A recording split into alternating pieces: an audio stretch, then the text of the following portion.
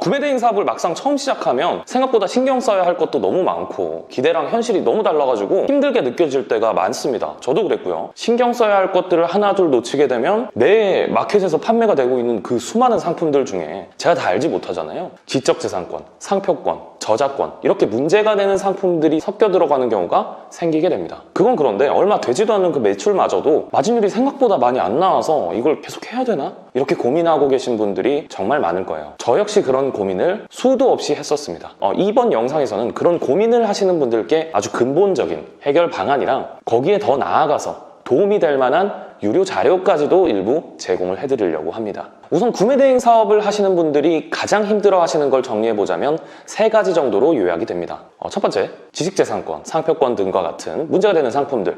2번째, 반품 이슈. 3번째, 매출이나 마진율 관련해서 가장 고민이 많으실 거예요. 이게 3개나 되기 때문에 나눠서 말씀을 드릴 건데 어떤 상품을 팔면 되는지 혹은 안 되는지, 그게 또 잘못 팔게 되면은 어떤 문제가 생기는지 등등을 가장 많이 궁금해 하시고, 그래서 이걸 첫 번째로 잡았는데, 결론부터 말씀드리자면 팔아도 되는 상품, 안 팔아도 되는 상품, 그럼 문제가 되는 상품들을 완벽하게 알고 미리 대비하는 거는 일단 첫 번째로 불가능해요. 그럼 이 사업을 어떻게 해요? 포기해야 되나요? 아니죠. 금지어 리스트라는 게 있습니다. 그걸 제가 드리도록 하겠습니다. 영상을 진득하게 끝까지 보시면 자료 받는 방법을 자연스럽게 알게 되실 거예요. 제가 드리는 금지어를 쓰면은 아무 문제가 없을까요, 앞으로? 그렇지 않습니다. 절대 그럴 수가 없어요. 제가 왜 이렇게 말씀드리는지 제 사례를 통해서 한번 직접 말씀을 드리자면, 제가 처음 시작할 때는 저는 매우 무식하게 사업을 했었습니다. 정말 조금의 문제도 생기는 게 싫은 타입이었어요. 그래서 일단 돈으로 이걸 해결해보자 싶었습니다. 우선 대학생 알바를 고용해가지고 하루에 2시간 정도 일을 하도록 했습니다. 그때 당시에 월에 한 40만 원 안쪽으로 고용이 가능했는데요. 이마저도 제 친구였습니다. 제가 친구를 고용했었던 거죠. 그때 제가 친구한테 이렇게 말했어요. 이제부터 너가 찾아야 될 거는 문제가 되는 상품이야. 정확히 그게 뭔데? 저도 모르니까. 딱 봐도 문제가 되는 상품들 있잖아. 헬로키티나 뭐 짱구나 뭐 이런 것들. 그런 것들은 이제 문제가 생길 수 있으니까 상표권으로 그런 걸 찾아주면 돼. 아, 이러더라고요. 그러고 나서 이게 잘 돌아갔을까요? 당연히 아니겠죠. 그래서 새로운 방법을 찾은 게 바로 키프리스라는 사이트예요. 키프리스가 뭐냐면 상표권 등록 조회를 할 수 있는 사이트입니다. 그래서 제가 이제 말을 했죠. 키프리스에다가 이제 단어 하나하나 키워드 이런 거 찾아보고 그 다음에 이제 이게 문제가 되는지 안 되는지, 상표권이 있으면은 이제 삭제를 하고 뭐 이런 식으로 해보자 했어요. 근데 그러고 나서는 이제 어느 정도 잘 돌아간다고 제가 생각이 들었는데, 그러다가 어느 날 저한테 내용 증명이 한 통 오게 됩니다. 우리는 마약을 판매하는 업체인데 이거 너 상표권 침해야. 이거 고소할게. 너 큰일 나기 싫으면 합의를 하던지 해. 대충 이런 내용이었어요. 그러고 나서 이제 며칠 있다가 경찰서에서 전화 오고 출석하라고 했는데, 저는 이제 처음이니까 그날부터 이제 손발이 막 발발 떨리고 밥도 잘 안 넘어가고 잠도 잘 안 오고 이제 막 엄청 스트레스를 받았었죠. 그때 되니까 이제 이 친구가 엄청 미운 거예요. 그래서 전화를 했어요. 야, 이거 어떻게 된 거야? 왜 이런 상황이 생긴 거야? 했는데 그 친구가 저한테 말하길, 마약이라는 단어가 일상에서도 쓰는 단어잖아요. 뉴스에도 나오고. 그렇기 때문에 알 수가 없었다, 몰랐다, 검색을 아예 안 했다, 그러는 거예요. 그래서 사실 그게 맞긴 해요. 술집 가도 뭐 마약 옥수수 이런 거 팔잖아요. 뭔가 되게 중독성 있고 이런 물건들 앞에다가 마약 땡땡 해서 붙이기도 하고요. 그래서 저도 사실 모르는 상태에서 작업을 했으면 그냥 넘어갔을 것 같기도 한 거예요. 그래서 뭐 어쩔 수 없지, 알겠다 하고 끊었어요. 그러고 나서 이제 어떻게 진행이 됐냐면, 경찰서에서 잘 조사받고 이제 벌금도 한 40만 원 내고 뭐 그러고 끝나는 줄 알았습니다. 저도 그게 끝인 줄 알았어요. 근데 1년 정도 뒤였나? 그때 이제 민사를 걸겠다고 이제 소장이 날아온 거예요. 그래서 저는 이제 그거 판매한 적도 없고 올려놓기만 했는데 이거를 민사를 걸면은 내가 이길 수 있지 않을까, 이렇게 생각을 했어요. 그래가지고 이제 저는 이제 법조인이 아니기 때문에 정확하지 않으니까 로톡이라는 거에다가 이제 전화를 했습니다.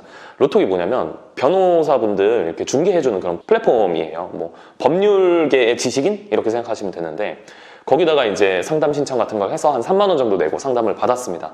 거기 상담을 받은 결과가 어떤 거였냐면, 이미 너가 벌금을 받은 상태이니까 아마 민사도 이기기가 어려울 것 같다, 이렇게 말씀하시는 거예요. 그래서 뭐 어쩔 수 없이 저도 이제 그쪽에다가 민사소송 취하해주세요, 합의해주세요, 이렇게 연락을 해서 합의를 했던 기억이 있습니다. 합의는 좀 컸는데 제가 빌고 빌어서 한 100만 원까지 내고를 했고, 감성팔이를 좀 했죠. 저 대학생인데 좀 봐주시면 안 돼요? 진짜 돈 없어요, 제발 한 번만 봐주세요, 뭐 이렇게 해서 합의금을 한 100만 원 정도 냈던 걸로 기억하고, 드리고 싶었던 말은 결국엔 사람을 써서 일일이 관리를 해도 생각지도 못한 금지어는 정말 어쩔 수가 없다는 거예요. 여러분들은 저처럼 괜히 돈이랑 시간 이런 거 날리지 마시고 제가 드리는 금지어로 조금이라도 편하게 한번 시작을 해보세요. 제가 드린 금지어들도 부족해요. 왜요? 신상품은 맨날 나오고 하루에도 수백 개씩 문제되는 상품이 새로 생겨나니까 뭐 이거를 어떻게 커버할 방법이 없는 거죠. 그럼 구매 대행 하지 말까요? 아니죠. 애시당초 문제가 될 만한 상품들을 가지고 오지 않는 그런 능력이 이제 필요한 순간이 되었습니다. 저는 사실 그 벌금 냈을 그 시절 있잖아요. 그때가 가장 제 매출이 적은 시기였어요. 그 이후로 매출이 오히려 쭉쭉 올라갔습니다. 왜? 상품을 입체적으로 보기 시작했으니까. 내가 어떤 리스크를 가지고 어떤 상품을 가지고 나가야 할지가 보이니까 매출은 자연스럽게 따라오더라고요. 저도 넘어지면서 깨지면서 성장을 했다고 볼 수가 있는 거겠죠. 정말 확실한 거는 직접 겪어본 거긴 한데 이걸 직접 맞아보면서 배우자니 너무 두려우시잖아요. 근데 그건 저도 이해를 합니다만 그렇게 고난이 올 때가 가장 성장하기 좋은 시기인 것 같기도 해요. 돌아보면요. 두 번째입니다.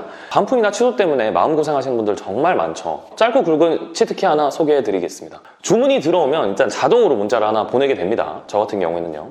쿠팡에서 주문하신 김아무개님, 김땡땡님 이 상품 재고가 없어가지고 제가 공장에다 직접 컨택해서 직접 1대1로 발주 넣고 받아볼 수밖에 없을 것 같은데 시간은 많이 걸리진 않는데 이거 공장에는 반품이 불가능하다네요. 그래도 진행할까요?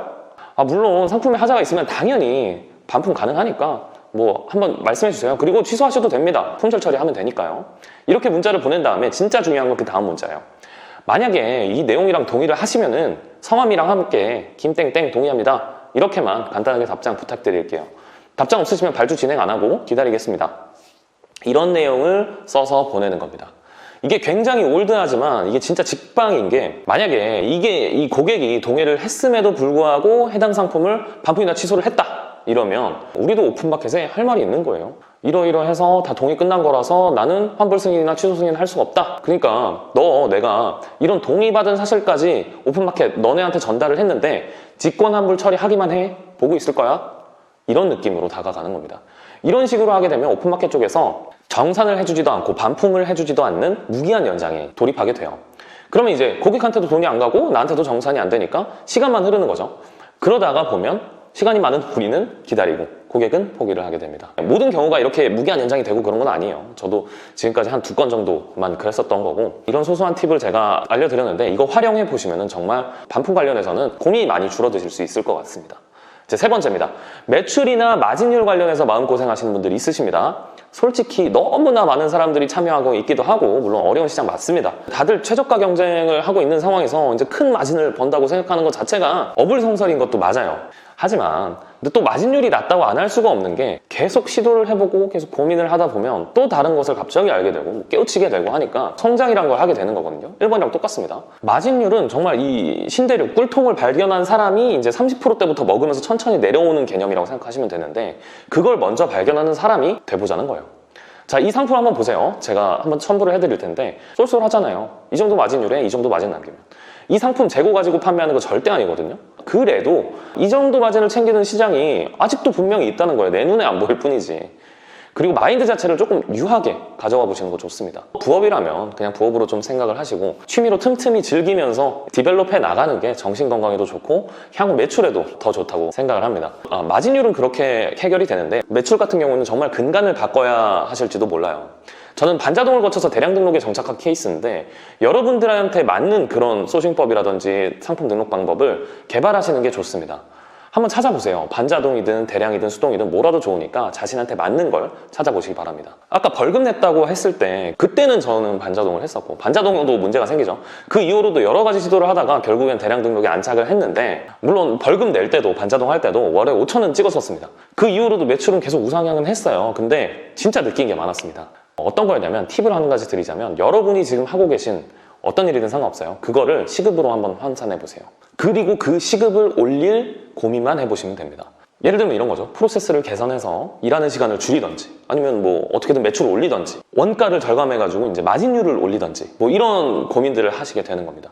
이런 고민들 중에서 내가 노력만 하면 조정 가능한 부분이 뭔지를 정확하게 한번 파악을 해보세요. 그걸 만지는 순간부터 진짜로 온라인 셀링이 시작된다고 생각합니다. 이런 의견이 있을 수도 있어요. 대량 등록이건 반자동이건 중요한 게 아니라 어딜 가나 레드오션이고 힘들 수밖에 없다고 그렇게 말씀하시는 분들 분명히 있을 거예요. 하지만 저는 이렇게 생각해요. 예전보다 파이가 줄었을지언정 절대로 먹을 게 없는 시장은 아니다. 제 다른 영상들 보시면 아시잖아요. 오늘 영상 여기서 마치겠습니다. 지금까지 린치핀이었고요. 초보자분들, 힘드신 분들 모두 화이팅 하시고 온라인 셀링 열심히 즐겨보시기 바라겠습니다. 보여드렸던 금지어 리스트 같은 경우에는 유료 자료이기 때문에 아무에게나 드릴 수가 없습니다. 영상 하단 더보기란 링크 통해서 신청을 주시면 구독, 좋아요, 댓글 달았는지 검사를 한 후에 지급을 해드리도록 하겠습니다. 다시 한번 말씀드리지만 유료 자료이니 절대 외부에 공유하지 말아주세요. 여기까지 린치핀이었습니다. 감사합니다.